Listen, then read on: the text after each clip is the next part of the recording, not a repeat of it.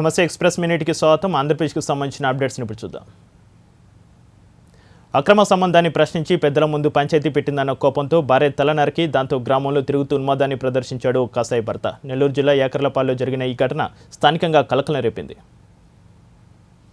చిత్తూరు జిల్లాలో విషాదం నెలకొంది. జూలై 15న యాసిడ్ దాడికి గురైన జరీనా బేగం చెన్నైలో చికిత్స పొందుతూ చనిపోయింది. విడాకులు తీసుకున్న ఆమె భర్త కాజా ఆమెపై యాసిడ్ పోసి పరారయ్యాడు. బందర్ పోర్టు కోసం భూసేకరణపై రైతులతో మంత్రి కొల్లు రవీంద్ర, ఎంపీ కొనకల నారాయణ ఏర్పాటు చేసిన సమావేశం రసాభాసగా ముగిసింది. తమ భూములను కార్పొరేట్ సంస్థలకు కట్టబెట్టేందుకు ప్రయత్నిస్తున్నారని ప్రభుత్వంపై రైతులు మండిపడ్డారు.